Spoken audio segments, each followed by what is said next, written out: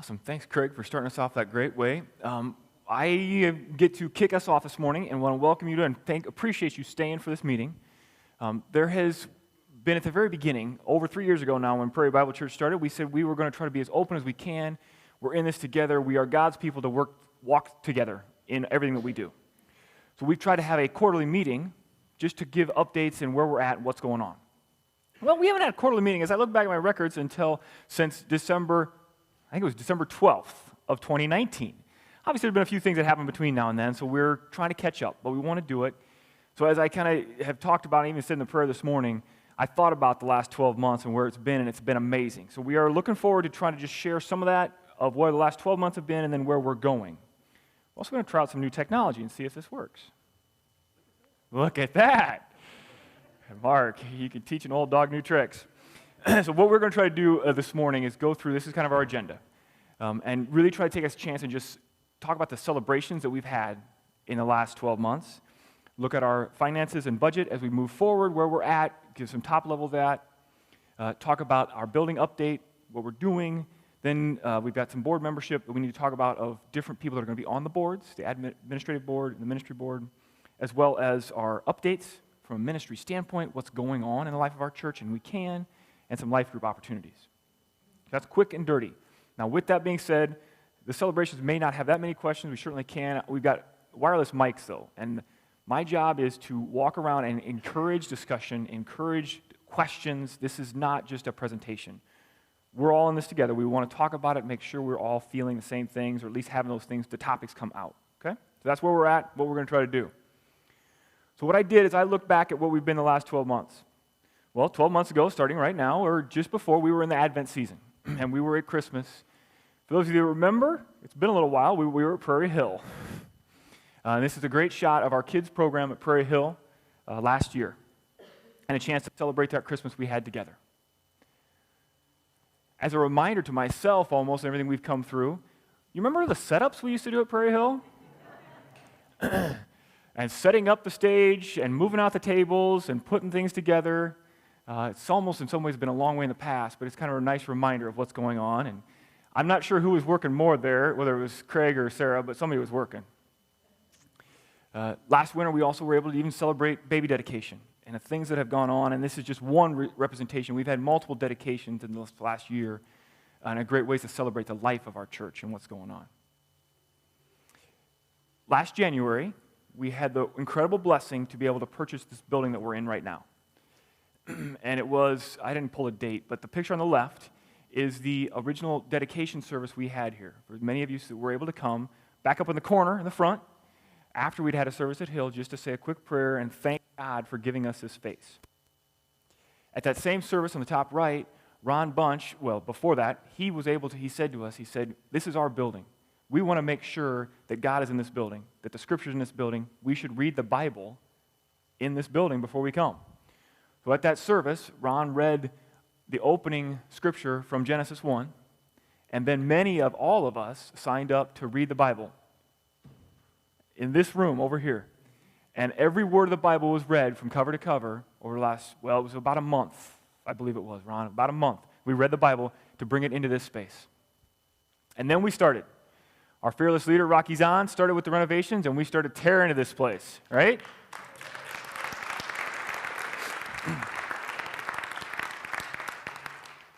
I don't know, I think they're clapping both, Rocky. One, that we were able to turn into it, and two, for all your guidance and leadership and helping to coordinate these work teams. Well, for your work on site, for Nancy's work on coordinating the work teams, I think was even better. And we had a lot of fun. We started hauling stuff out. I'm not sure what Shane's doing on the right, but I know we were having a lot of fun. We had people working, tearing out cabinets. We had gentlemen that were able to hold up the posts so the building didn't fall down. Now, the pictures don't show up great, but we had some great work, tearing out carpet, doing all kinds of things. But I think the best part for me, as I look back at some of my pictures and the remembrance of it, was the fun we had. That although we were working together, the awesome part was we were able to do this ourselves, to do this as a family, and have a lot of fun doing it. I didn't have pictures of the lunches that people made to bring in for food and the incredible desserts and all the fun that we had that way and the people that were able to work together. Besides, who doesn't like just destroying stuff, right? And somehow, I'm not sure what this measurement is right here. That's an engineer's measurement or something, but that's our fearless leadership team, the building committee. That was Craig, Mark, and Eric evaluating and helping guide us through. And they maybe deserve a round of applause, too, with all the guidance, and Linda Anderson that helped with that to make this possible. And I had a picture. This was one of the sheets that was up on the door. Many people probably walked through the door, but it's such a simple reminder, and I'd gotten a picture of it, transforming a building to transform lives in Jesus Christ. And a wonderful remembrance of what we are doing here in this community, what God wants us to be doing. March 1st, we said, well, we got stuff tore out. Let's sweep the drywall up. Let's clean it up. And let's have a service here. How many were here on that March 1st service in this space? And it was right in here. The sun was shining. And back then, do you remember when we could have coffee? And we had coffee. We had a great service then. We packed the house. We were able to worship here. There were more kids in your office, Craig, which was back in the corner, than we could fit, but we went ahead and crammed them in there, and they were able to celebrate Jesus here on that day. And it wasn't just 2 weeks later where we hit our last service. March 15th was our last service at Prairie Hill. No one, at least myself anyway, realized that we were going to be having our last service at Prairie Hill on March 15th of 2020, but that's when we did. And our world changed that we won't forget. Pandemic life. I all of a sudden learned new words I'd never understood the meaning of. But Zoom is a totally new meaning for me.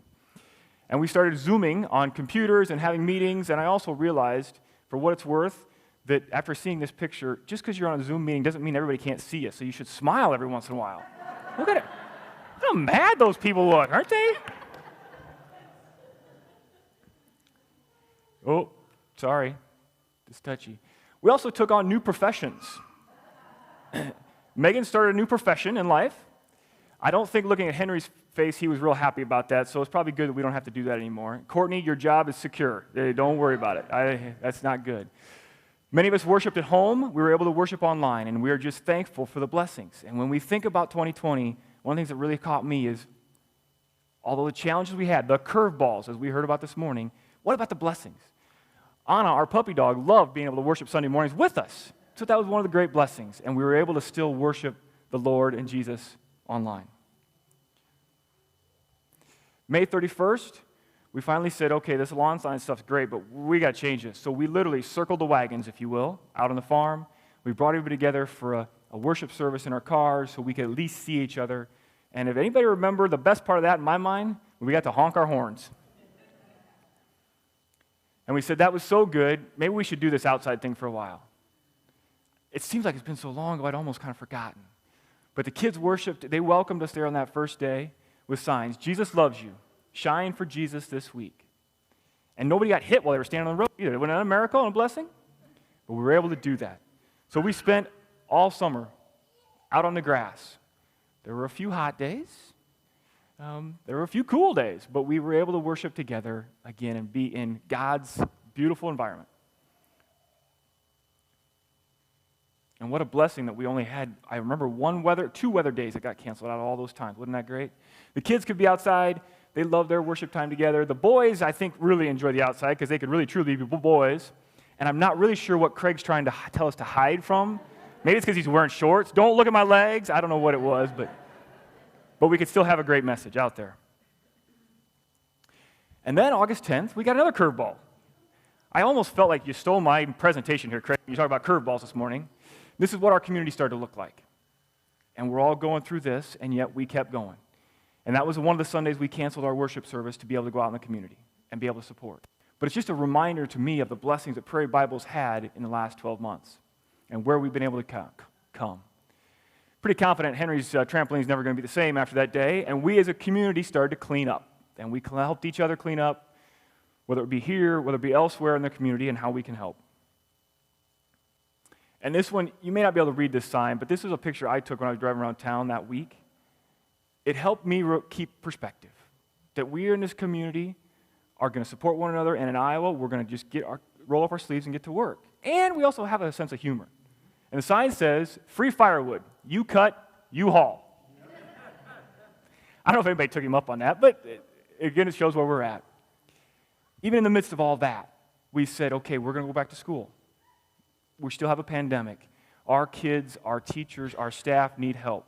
So we said, let's come together and pray for our school. And so right before the school started in September, after our service out on the farm, we came to Prairie Hill just to surround that school, bring that spirit into that space, and to help prepare them for what they were doing. Again, another great way we're ministering to our community. September 27th, we came in here for the second time. And I almost put down first service when I was putting this together, but no, this was our second service here. But it was a great way to get into this space and be where we are today. So this was our setup. We still had our old wooden cross. As we continued to evolve and move forward, we had the white chairs, but we were still able to pack the space. And we've continued since. We put the cross on the wall as people were coming in. The many, many, many prayers that this family has from this past year, of all the blessings we've been given, all the opportunities we've been given, and all the opportunities that we now have to move forward. And so I titled this slide, Hallelujah, Jesus. Amen? So although it's been a heck of a curveball ride, Craig, in many things that have been thrown at us this year, in some ways, I can't think of more blessings that have been bestowed on our Prairie Bible Church family. And I'm thankful for that. So that's the celebration. That's a great way to kick this off as we move into now some of our budgets and our finances. I'm going to turn it back over to Mark. And I'm going to grab one of these mics, as he's doing that, so that as there's questions with any of the things that we're going through, just stick up your hand, catch me, and we can share the mic back and forth too. Well, thank you, Tom. And don't wander off too far here. First off, just thanks for putting together that great retrospective of everything. A big hand of applause for Tom and for everything he did.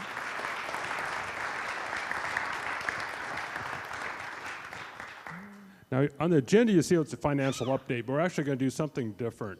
So if Tom and Megan would come up, and we're going to have Randy and Tina from the admin and the ministry board do a special presentation here.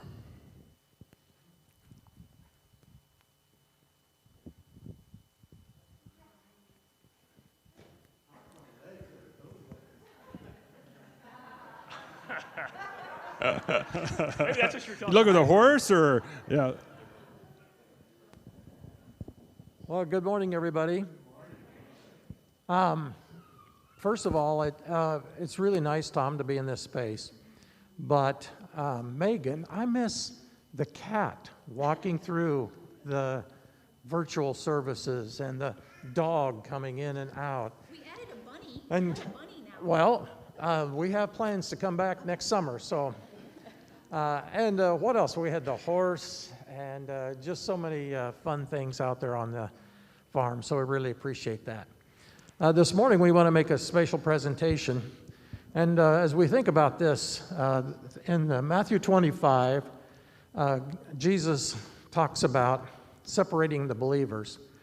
And he uses the illustration of goats and sheep. And as I understand it, the sheep were more valuable because they could be shorn and provide the wool. So there was a division. And he also said that would be similar with those who follow him. There'll be a division based on how they follow his words. And some of the things they describe in Matthew 25, Jesus asked his followers to feed those who are hungry, provide shelter for the homeless, take care of the sick. Well, we know a little bit about homeless, and that started with our very first service when a group of people said, we would like to worship together, and the Hughes family hosted us. It wasn't that glamorous as in a machine shed, but they did provide us a home. And I, for one, kind of missed the diesel fuel and the oil and on the floor and the noisy heater in the corner. It was a great time. And then later, as we showed above, we became homeless again when we had to leave our place of worship at Hill Elementary. And after a few virtual services, as Tom relayed, we had a home again out on the Hughes farm. And so definitely you have not only just heard the words, but you've acted on the words. And that's what we appreciate.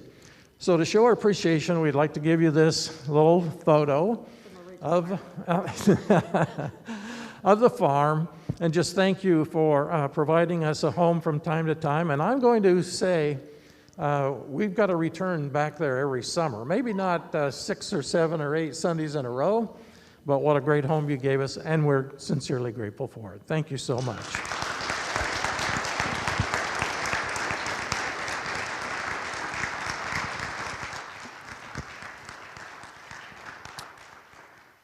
All right. So I'm just going to move through the financials pretty quickly. We really want to spend more time this morning just talking about some of the ministries and kind of looking forward to 2021. So let me just walk through some of the numbers here real quickly. So this is our January through November financials, and you can see our general fund giving, which we're actually in a pandemic year. Right now we're on pace to be 10% above our budget for giving, so it's been an awesome outpouring. Due to a lot of different reasons, our expenses have actually been down. So right now, we're projecting that by the end of the year, we should finish in the black, if you will, by $44,000. And then with rollovers from prior years, that puts us about $100,000 looking forward. So as the admin group put together the budget, this is just a quick high level. We're projecting a 5% increase in 2021. I guess, yeah, which is just 5% above 2020. Expenses you can see there, which obviously includes a lot of the expenses of the building. Continuing our mission approach of giving 10% of all giving back to the community, and meaning that we should finish in the black at the end of 2021 by $15,000, and that'll leave us about $113,000 by the end of 2021. And I should say, on any of the budgets, I mean, that's one of the things we're striving to always do is be fully transparent. So if anybody would like to see more in depth on the finances, just see anybody on the admin board, myself, and we have it all done actually by A+ Accounting, and so it's all in QuickBooks, and we can give you any reports that you want to see or any information on the budget. So feel free to ask for that. Any big picture questions on that? All right. Building update. So again, this will be relatively quickly, but first off, we've obviously completed phase 1, which is pretty amazing. Eric's back there. I know when we first started off this project, he said, he would be amazed if we were in it by that amount of time, and then we had a pandemic thrown on the top of it. So Eric, if you don't know, is a project manager, manages a lot of projects, and it's just a phenomenal work by everybody here in terms of pulling together the plans, the renovation work. So a big thanks for that. But I've been getting a lot of questions like, well, what's next? So what we want to do is just give you a brief discussion on kind of what the building steering committee is looking at. So what we'd like to do is what we're calling our phase 2 renovation. Our next step is to finish one Sunday school classroom and the gathering space, a coffee bar. And for those of you that haven't wandered back by the education wing, and those of you that may be online, you can see this picture. So this is where the kids are currently meeting. This is one of the classrooms back there. So what we'd like to do is go ahead and put a drop ceiling in this space, put in carpet, obviously finish off the painting on the walls, and so that's the work that we want to accomplish there. In the gathering space, similar thing, put drop ceiling, carpet, and then obviously put in a coffee bar. We made a decision as an admin board that as we move forward on renovations, we don't want to take on any additional debt. So our plan is really just do this as a kind of a pay-as-you-go. So as we receive funds, we'll move forward on these projects. And we're going to be utilizing internal congregational labor to keep our overall costs down. Right now, we're thinking that for those 2 areas, finishing off the complete gathering space with furnishings and finishing off one of the classrooms is around $40,000. We've already had a generous donation to help get us started on phase 2.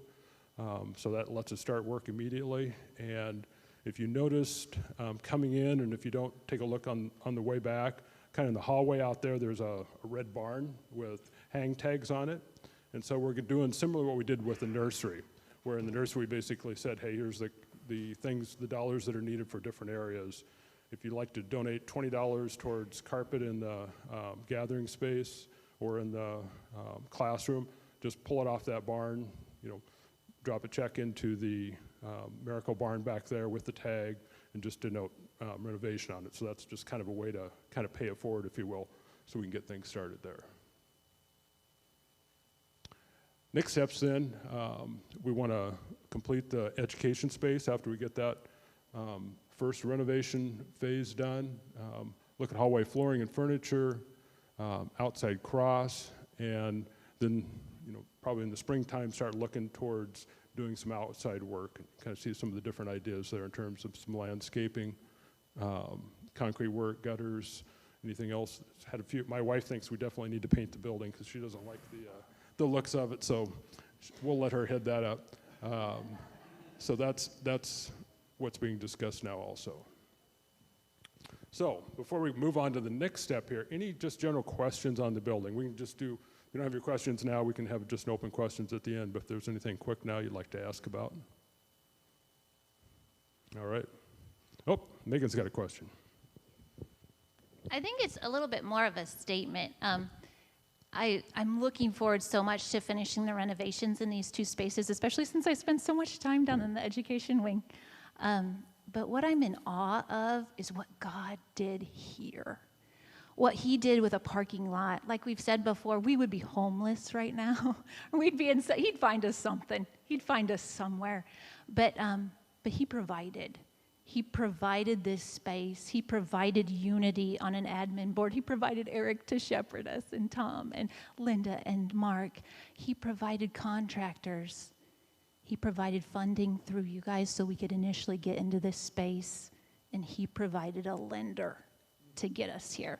So we have a pretty big debt on this that we're not done with yet. And before, and this is just on Tom and I's part, on a personal, for us, we're not ready to personally take on the other pieces yet until our end of the year funding. We're going to put it towards the debt. We feel like we live in a culture which tells us we want more, we want bigger, we want better, we want shiny. But we serve a God who says, I am enough. And he provided. And he will provide again when that time's right. So it's a personal decision on our part, but I wanted to put that out there for you guys in case God is calling you something similar. All you have to do is, Mr. Randy, I lost him in my eyesight, but throw a sticky note on your check. Put a little note in the memo line that says, hey, I want this to go towards the debt, and clear that, and then we'll move on to the next piece. So just an idea for you, and that's where God was calling us right now. All right, thank you, Megan. Next is kind of a formal thing. At the end of every year, we go through and do our nominations for the ad board and the ministry board. And just a quick reminder, we've got 11 people on each of the boards. Our bylaws are set up that it's a 3-year term, and you can serve a maximum of 2 years consecutively. And the lead pastor and the director of church operations serve on both boards. And then the congregational vote is required to put new people on the board. And this year we've actually got 2 people that are coming off the board. So Leanne Westcott and Shane Coffrin. So just want to thank them for serving over the last couple of years. And they're, like I say, that opens up a couple positions for us here. So the nominees that we have, Tom and Randy are actually at the end of their 3-year term. And so we're nominating them to remain on the admin board for their 2nd term. And Courtney Melcher, we're nominating her to go ahead and be her first term on it. For ministry board, Tina and Megan are both at their end of their 3 years, so they'd like to remain on the board for a 2nd term. And then Matt Grimm and Shannon Hengst have agreed that they'd be interested in serving on those boards. So rather than sending around a piece of paper and having everybody sign off, I just thought we'd just maybe a show of hands of everybody that is agrees with these recommendations. Please signal with your hand. All right. And opposed, same sign. And I know that Don Hoffmaster, who is our secretary, is actually out online staying safe, and so she said she's taking notes. So Don, hopefully you saw everybody raise their hand, so that passes formally. We'll put that into our notes. All right, from there, we're ready to move on to the ministry board. And Cheryl is going to lead us off here. So you got to use both hands. So just flick it, and then we'll take the next one. Just kind of got to watch it on the screen where it goes. Okay. Good morning, everyone. I am on the ministry board. I'm honored to be on the ministry board because it's kind of where my passion is, on the missions and everything. And Leanne and Shane, your input in the last few years has been wonderful, and we will miss you, but welcome to Shannon and Matt. Okay. I'm new at all this. Okay. Oh, it went the wrong way, or I missed it. There it goes. Okay, this is the first slide. And the other wonderful thing I think about Prairie Bible Church is that we have earmarked 10% of all of the giving to go back into our community and to some international missions. And where'd it go? Am I moving it too much? Anyway, this is kind of a brief year to the giving in 2020, and this is complete, right? Yeah, is $25,100, and local was 80%. Global, we sponsor or help support a couple missions, and one of them is in Costa Rica, and the other one is Simon Benjamin in Nigeria. We have missionaries in Brazil. And Brazil, yep. So, but it kind of, you see that we decided as a ministry board to give a lot to the local food shelters this year because of the pandemic and people really in need in that area. So we gave a lot to the food shelters. Community health, it was like the hands-free clinics. There's a couple of them in Cedar Rapids we supported. Youth for Christ is one of them in the youth ministries. The men's transformation, we had Kyle come and speak to us, and that is the Hope Community Development. And that's helping men who have been incarcerated become wonderful members of the community. It's a great program. And the music ministry is like 101.9, and we've got Gifts of Hope, and then the international. Okay. Not only does God call us to give of our resources, our money, but we are to be, like Pastor Craig was saying, the hands and feet of Jesus. So to me, reaching out into the community is what we're all about. The church is the group, the family of believers, and they're outside the walls here too. So we try and focus on getting out into the community. And here's some of the things we've done. You can go ahead and read some of them. You can see even out there a bunch of gifts that are going to families that are really struggling because of the derecho. And but we've done help, collecting items for Operation Christmas Child. The youth have been involved. We've collected a lot for the homeless that are still at the Fillmore Center. They're homeless from the derecho, which is clear back in August. And we do a meal ministry for, and it says for members, but I wanted to tell you that we also take to people that aren't members, that are friends. So if you ever know anybody that has had a surgery, is really struggling, you can let us know, and we try and deliver meals to people. Okay, and then here was some of the things we did for COVID response. We've had people make masks for not only our church family, but for the schools, Nancy. And then the food drive in April and May, we've collected disposable masks and markers for Prairie School. We have to thank them, to help support them in our community, but also because we utilize their facility for so long. Collect school supplies for Hoover School. There's some more, the meals in Cedar Rapids. And the church has left the building derecho. We closed for one Sunday, if you remember, so that we can go out right after the derecho and help people clean up. And I think that's it for me. But a couple things I wanted to say is I'm just honored to be part of this church family. Everyone is so very giving. And I'm glad that we go outside of the four walls and reach others, because that is what we're called to do. And I wanted everybody to know that myself or any of the ministry boards, if you guys have some idea of a place you would like us to become involved with, or a mission that we could go out and help with, or don't be afraid to reach out to us. We're always looking for different ideas on how we can help out the community.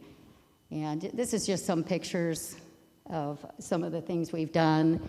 That was the cleanup on the top left, and then on the right, we helped tear down a garage, and then we helped with another house on Derecho clean up. That one is, I think, the garage on the bottom left.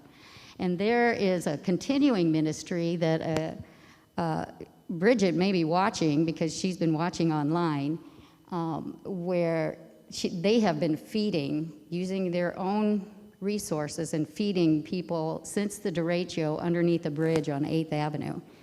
And it's just an amazing ground roots ministry that we've helped with. We helped paint a house there there's just a couple more of the crew, us women lifting the whole roof up. Yeah, we did a good job. So again, thank you, and let any of us know if you have ideas for mission work or for ministry funding that you would like us to reach out to. Thank you.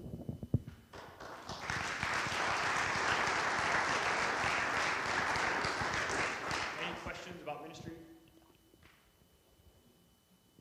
No? Cheryl, how do I work it? Okay, I'll figure it out. Okay.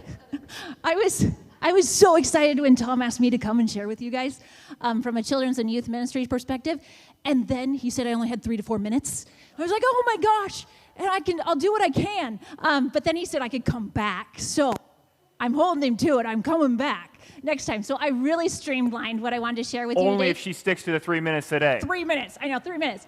But I tried to get a couple of big picture points to show you how we do what we do and why we do it. There's so many cool things that God is doing in and through you guys here at PBC. So now I want to advance to the next slide. Do you have the ability to do that for me, Ryan? Megan, it's just a slide. Okay. Just slide. Sliding. No. Now go back. Gentle, sweetie. Gentle. Gentle. So excited to be here. You're burning up your time. Okay, so I have 2 big themes for you guys, and then I have a little look forward to the future, and then I have some short pictures. So here at PBC, we believe that Jennifer, Jill, and I use to be able to put together programming and think about what we're going to do. We believe that knowing and loving Jesus begins at birth. And this is something that is that's not embraced by the global church. I've had the privilege of ministering to little tiny people that are nonverbal yet, and they can hear Jesus. They know Jesus. We're made by God, for God, and that begins at birth. So when we go into our nursery area, and we have Levi with us, and he's just a little man, and we have Kate with us, and she's a little girl, and we have other little friends that come and go, they get curriculum. I write curriculum for them based on what Pastor Craig has created for us, so that our nursery kiddos are receiving the same exact curriculum that the youth are in the other programs. So there's across the family, they can share and grow together. So in November, we studied Provider with the nursery kids and our big kids as well. And what we do in that environment is we define how God is a provider. We look at a story each week about how God provides. Then we ask questions. We ask questions with nonverbal kids, and they answer in their special, particular way. Most all the answers are Jesus or Bible. But hey, if they can say Jesus, if that's one of their first words, we have totally hit a home run. So that's our goal. And then we have a short memory verse, and that's a real short memory verse. And for our nonverbal little friends, we clap it, we sing it, we dance it, we do all the things. 1 verse a month, and we're filling them with Jesus. It is so, so sweet. And I want you guys to just toss away anything you might have in your brain about what nursery looks like. It is not babysitting. It is not a drop-off point. It is intense mission work. It's discipleship. It's intentional, and it's integrated. We only have 4.5, 5 minutes of their attention. Stacia was in there with them today. You have no attention span, but you can teach Jesus in 4.5, 5 minutes. So it's a beautiful thing. And just wanted to show you guys about that. And then it goes on beyond that. But nursery. Redefine it. Okay, we're moving on. Here at PBC, we are educating the whole family. There's 10,080 minutes in a week. Jill, Jennifer, and I have the kids for about 15. Discipleship is 24 hours a day, 10,080 minutes a week. We, as parents today, didn't grow up in environments, generally speaking, that were equipped to equip our children. As it says in Deuteronomy 11, we're asked to teach our children when we wake up, when we lie down, when we walk on the road. Oftentimes, folks that come into the church aren't equipped. So that's what part of our job is to do, is to equip them. I only have the kids for 15 minutes. They need to be surrounded by Jesus and Jesus teaching all week long. So one of the quick examples of that we recently did was our Advent reading. That was a take-home thing. We provided the children with a Bible, the family with a Bible, so they could do these things together. And I think we gave out, I did not keep track exactly, but there were upwards of 30 Bibles went home, and you guys took those. You took them, you delivered them, you shared them with people, so that the Word of Jesus is not just on Sunday morning, it's every day of the week. And hopefully by that we're encouraging, empowering, and giving confidence to the families to teach and share Jesus. Okay, we're looking ahead to 2021. We would love to invite you guys to join us on Sunday morning. Pop in and see what we're doing, how we're doing it, and why we're doing it.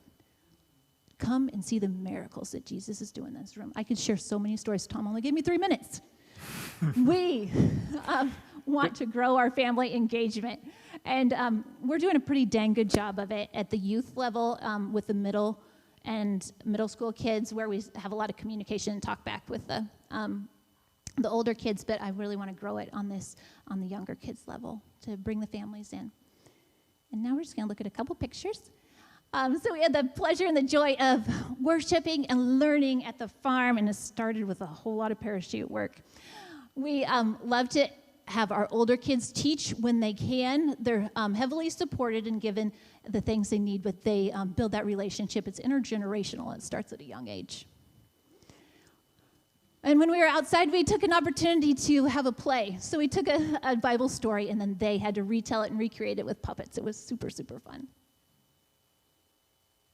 And finally, this is our last little one.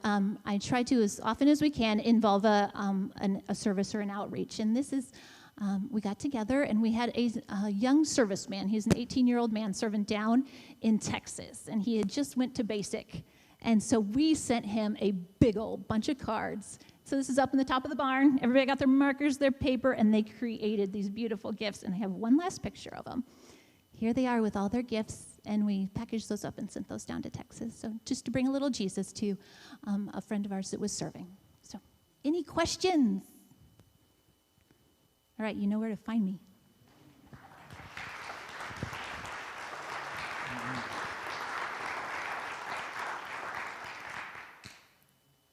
Any other questions as we're going?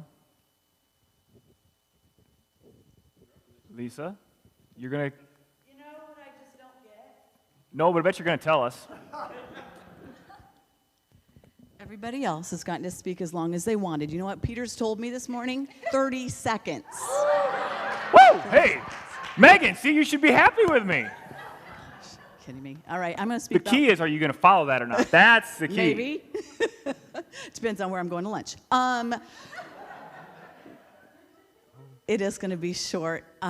We have an awesome life group ministry here at our church. First of all, isn't this an awesome place to be? I just love being a part of this ministry and this family.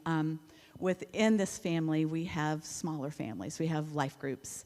We would love for y'all to be a part of one if you're not already. We have 10 life groups up and going. I counted youth groups. I counted Bible studies. We've got 10 going. If you're not a part of one, we would love for you to join. I want you to hear me say it's never too late to join a small group. We might have Bible studies going on. We might have book studies going on, but you can come right in the middle of it. You will be welcome. That's what they're built for. That's what we are equipped to do for you. We want everybody to be a part of it. We have life groups that meet in person still. We have life groups that are meeting online. They're having Bible studies together. They're going out and doing ministry together, derecho cleanup and Bridget Under the Bridge and all sorts of ministry opportunities. So every life group looks different.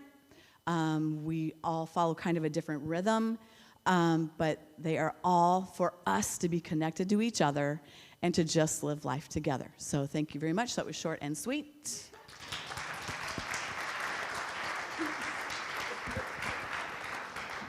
Thank you, Lisa. Any other questions? Anybody have any wrap-up questions? 'Cause that was the end of our presentation.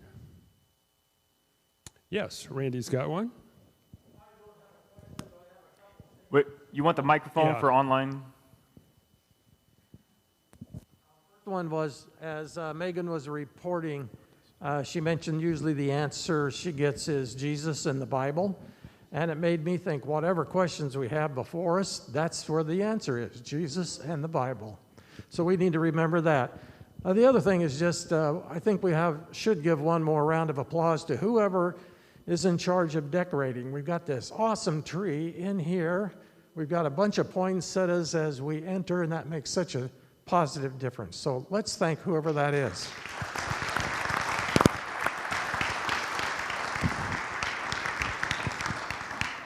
Cheryl's got a question back there. Mine's not a question, it's a statement. I was really nervous when I was up there, sorry.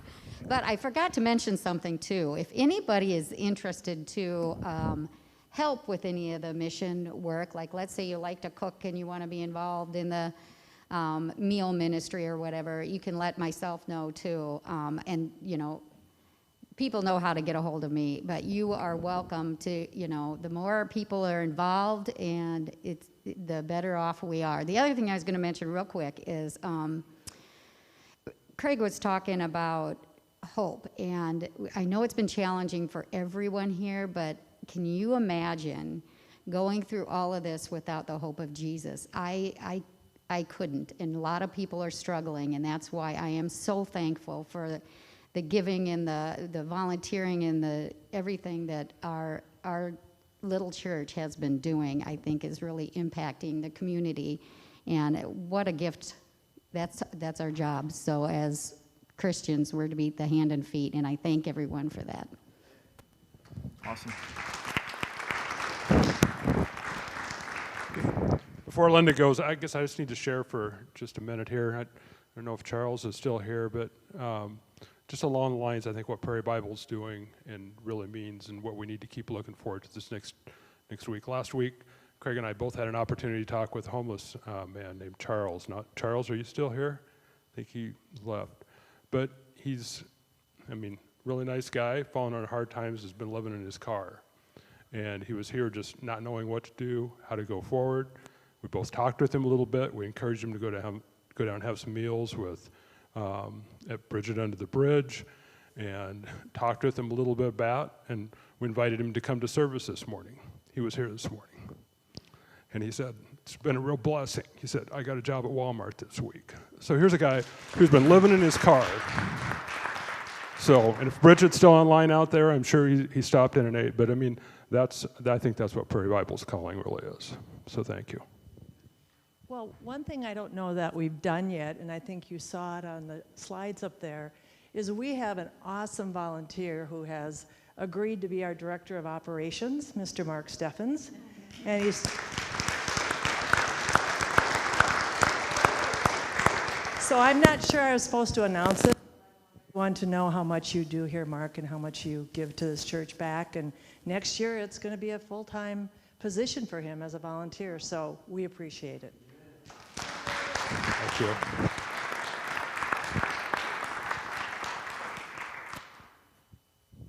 One back here.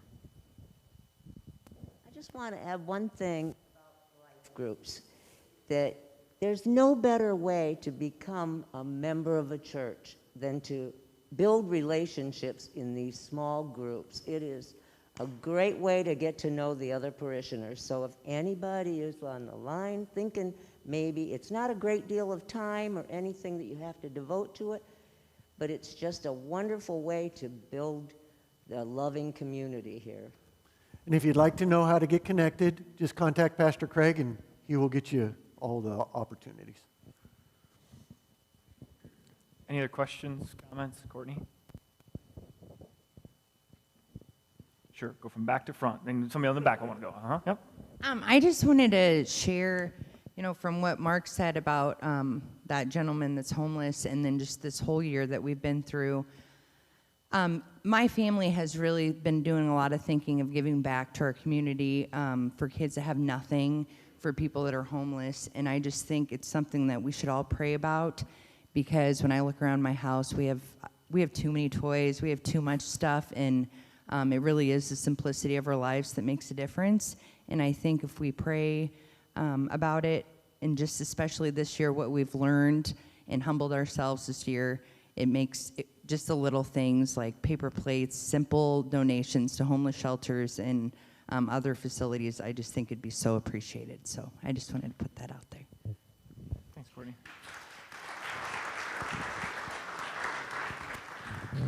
Any other questions, comments, suggestions? Okay, if not, thank you very much. Have a great week. Amen. Thanks, everybody.